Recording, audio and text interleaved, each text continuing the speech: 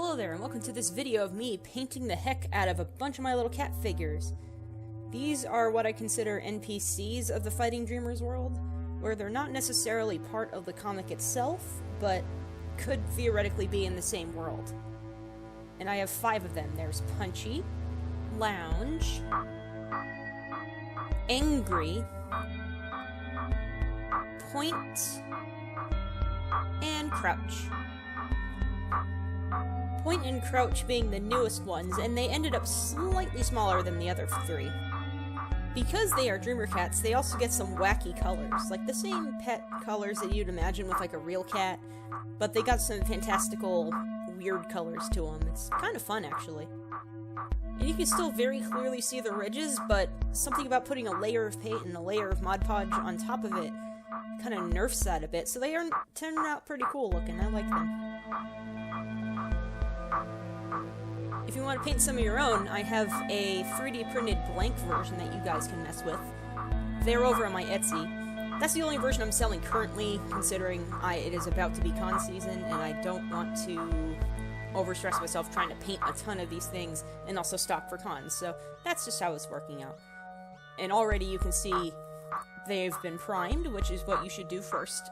And now I'm using... I was trying to do like a brighter neon green, but I just ended up making Grinch green on accident. And what I like to do with these guys is paint them in batches.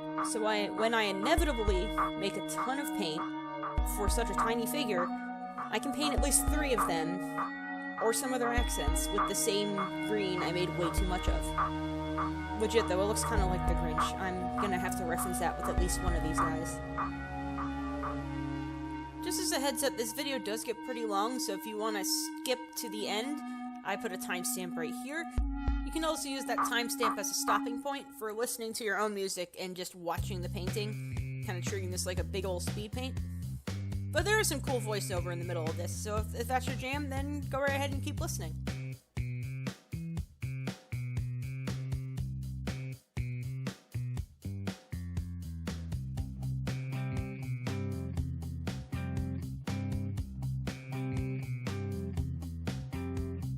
These little Dreamer Cats are super generic, and it's the best part, where they're kind of like the Pokemon sprites, like in the early game Pokemon sprites, where like they look more defined in like actual character art, but then in the game you just shrink them down into little chibi, super simplistic forms. That's basically what these guys are. So if you get one of these, or want to make your own, it's like a super simplistic cat that once they're like expanded upon, once they're more elaborated, they could be a long hair cat, they could be a short hair cat, they could be an oriental short hair, or like something more like an exotic short hair. The possibilities are endless. These guys are just base plates, and that's really fun to mess with character design wise.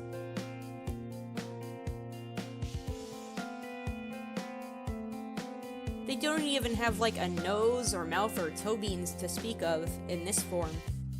And that's the part where in canon, their blood colors or their power colors will show off. So that's another layer of creativity where you can just improvise and make something up. Like maybe this guy that's going to turn into a tortie later has like blue abilities, so their nose and toe beans and mouth would be blue. Or this red cat here has some like, I'm trying to think of a color, has some teal abilities. Like, again, super simplistic. They're base plates. They're also based on my little Twitch stream avatars that kind of run right at the bottom of my screen, because they're just that easy to imagine how much more complex they can get once you get past this layer of chibi.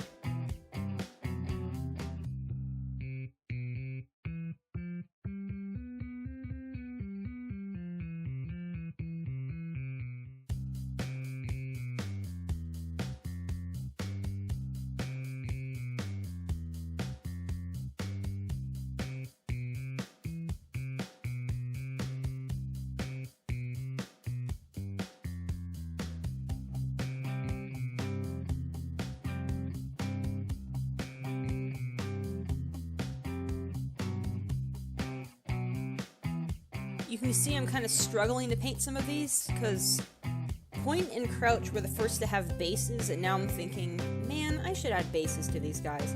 So at some point I'm going to edit the print file for the first 3. Definitely give Angry a base. Punchy is mostly okay, and Lounge has no problem whatsoever. They're just gonna lay on the ground. They're like the opposite of needing a base.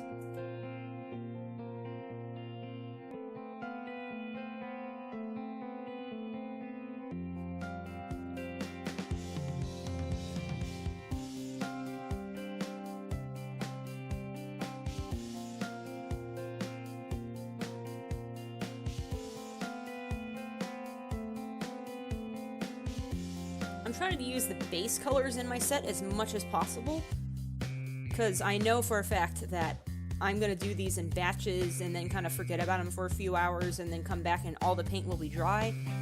So if I'm going to work on any sort of color, it has to be at that moment, because as soon as I walk away and come back from like a shift or something, that paint will be dry and I won't be able to use it anymore. And so I'm trying to use up as much of this pink as possible, because I made a little too much of it. It's actually kind of a patches pink. I'll have to remember to mess with that later. What was that? Like a bit of purple, a bit of red.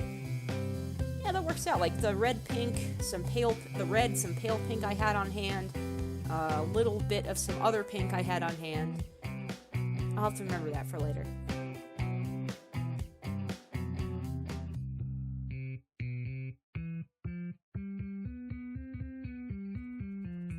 I also used some of this pink later for a purple. Waste not, want not, right? May as well use it while it's still wet.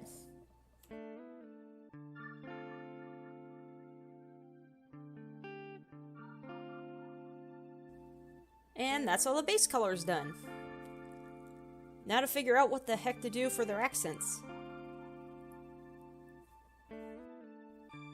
Accents are generally pretty scattered. That's why there's so many jump cuts that are going to be coming around, because I tend to think of these on the fly, and then kind of leave it alone, walk away, come back, and just add another accent to it. Like, see, this guy here is intended to be a lynx point, which is referencing one of the first generations of the Dreamer Cats that I made with resin, that I still have on me, only for the fact that I just like how they look and I wanted to keep them, and this one's a reference to that. Although I will actually sell this one eventually. I'll make something that I'll keep for myself at a later point. Probably a version of my Dreamer self that I'll just have around the next time I print a couple extras.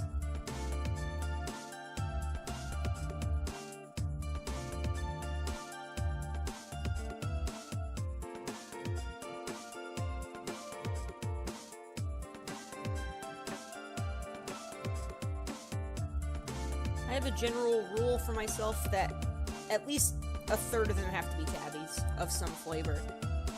And because, you know, tabbies are very prolific, and I also am trying to avoid making more than one tabby in the same pose. Like, I already got an angry one that's a tabby, and then I have a lounging one that's a tabby.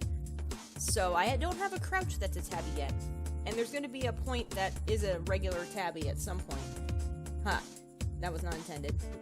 So I got all the tabbies covered.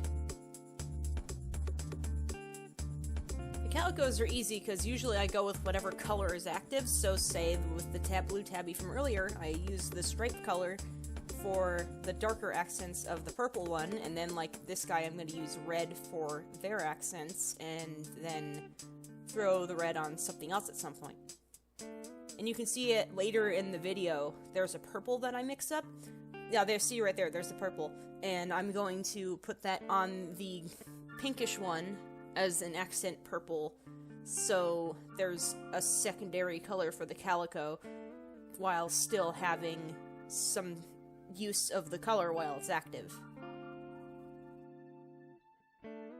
I also used it on the other pink guy as tabby stripes to get a little bit of contrast, although I did darken it just a smidge to make it a little easier to contrast compared to the other ones.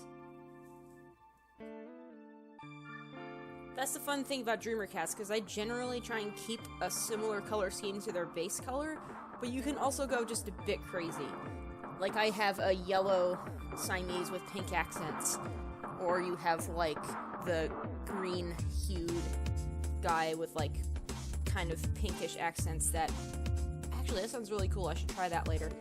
But for the most part, I try and keep in the same color tone as if there's like an overlay on like the accents of their colors.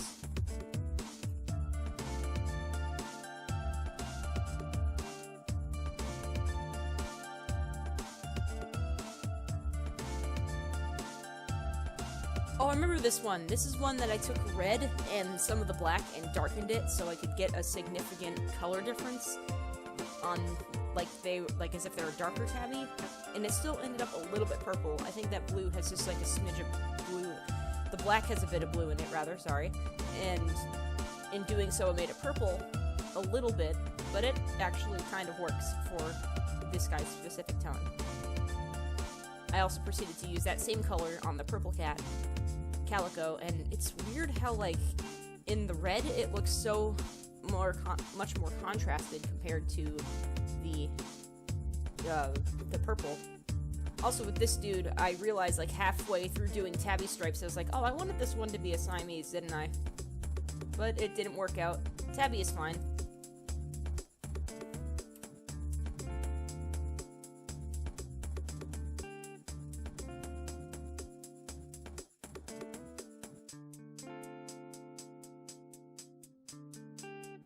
This guy I actually gave relatively normal colors to. You'll see later that I did change my mind and added red to the accents, but there's still the brown underneath, so it did still kind of give that edge of mildly natural.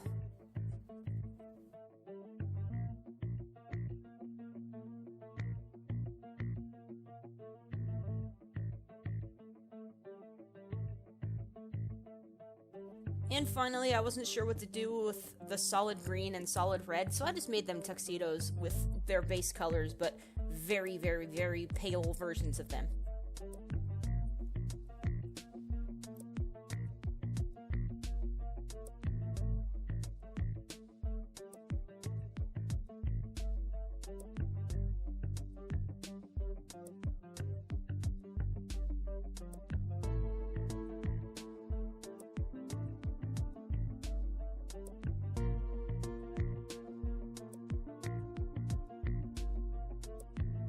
And with some touch-ups off camera, they are good to go for their gear colors now. Yeehaw!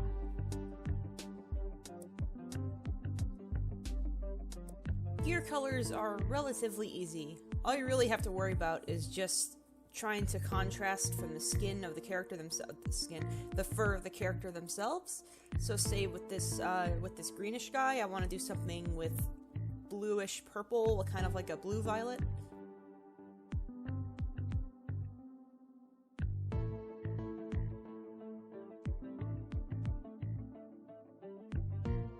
Coincidentally, that blue-violet also works for at least 2 other cats.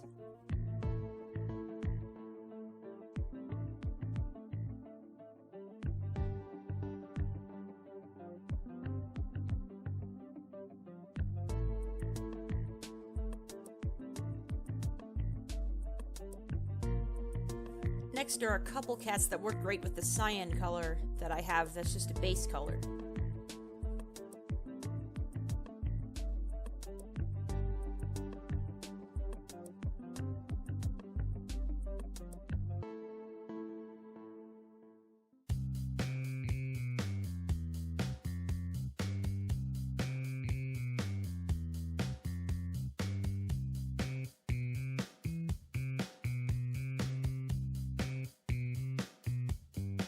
Green and pink are a nice contrast, along with some blue and pinks.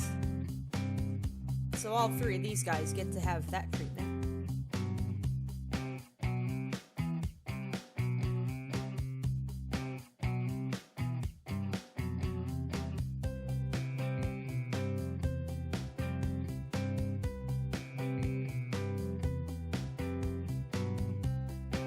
Going with the inverse coloration of the green cats with this one. That green actually always looks really good with that shade of pink.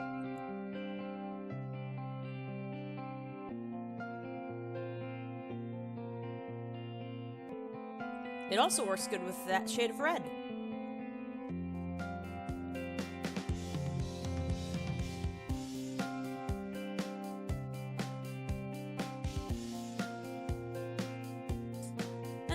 while it was out, why not put it on a purple too?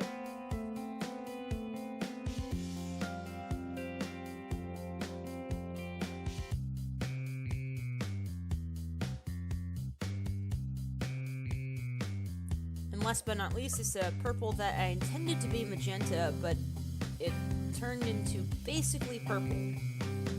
Like more like smack dab in the middle of red violet and blue violet. It still works out, but it kind of makes things a little more complicated. There's the magenta I wanted in this guy, though. Although it turned out a little too dark and too close to the magenta patches on them, so I had to lighten it up.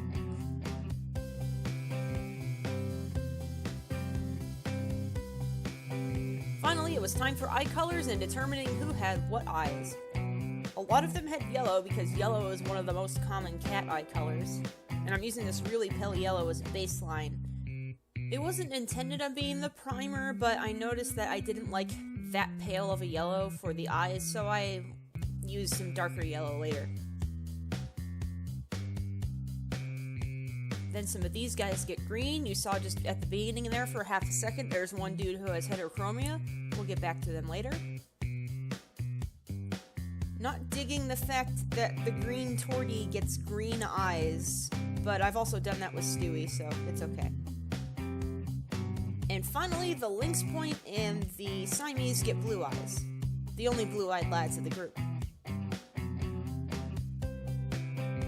Here comes this solid yellow that I was looking for. I like this shade of yellow just a bit better because it's still intense, but it's not like bright yellow. That's like ghost eyes whenever I get to painting them as figures.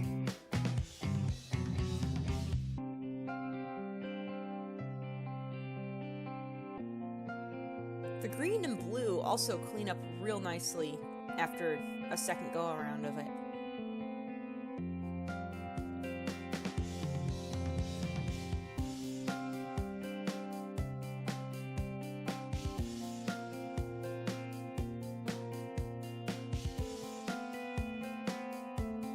Finally, it's time for pupils. This part's my favorite because this is where you can start giving them a sense of expression. It's just like some of them are looking away, some are looking straight ahead in shock, some are just kind of vibing, not really paying attention to stuff. I almost wanted to get like a darker green pupil, but at the same time, it was a little too much work to make that color for some reason at the time of painting this. So I did a second layer of green and it worked out.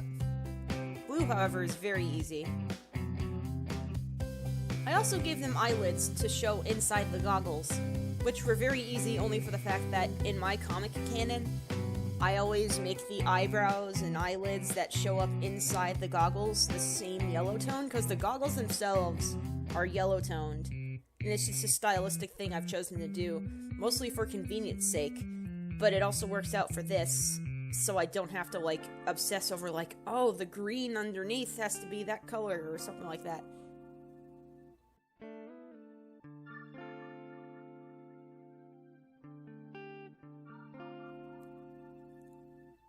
I like the idea of that red one just being like, I told you, hee. And then my favorite expression has to be squant. Bases are the last step to cover up all the paint that I put on them and just very gingerly, very carefully try not to get paint on everything else. Some of these guys didn't have bases initially because as I was making them, I was like, oh shoot. They would need bases, they need bases, don't they? Like the grumpy one. They can stand on their own, but they're kind of unstable. I've since changed their files, so any future prints of them will have proper bases like point and crouch do. I even put some on Punchy, because while Punchy is the most stable of all of them, they're still very easy to topple.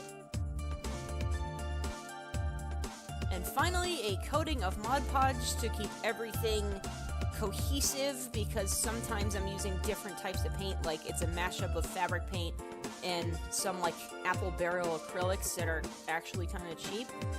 But this big healthy coating of sealant, the Mod Podge, the matte Mod Podge, which actually still is a bit shiny, will just keep everything together and significantly reduce the amount of chipping that will absolutely happen at some point.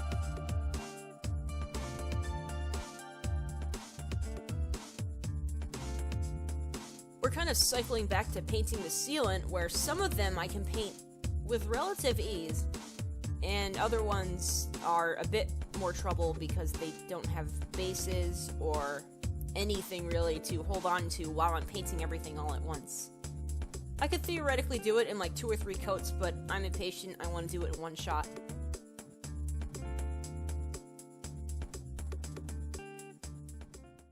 And here they all are, all together and primed and ready to sell. These pictures don't quite do them justice because the camera I have doesn't do as good with photos as, say, my iPod, but just to let you know, they do look better in person.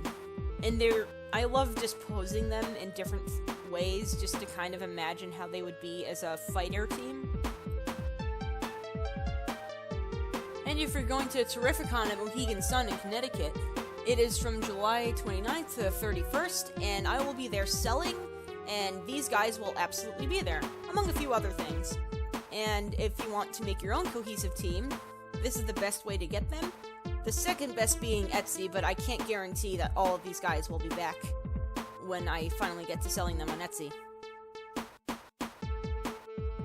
But the blanks of all of them will all be available for you to paint yourself, and I'll leave those links in the description for you to check out at a later point. So thank you guys so much for watching, and thank you for sticking around to the end if you made it this far. I understand if it was a little bit too much. And I'll see you guys in the next video, whenever that is. Have a good day!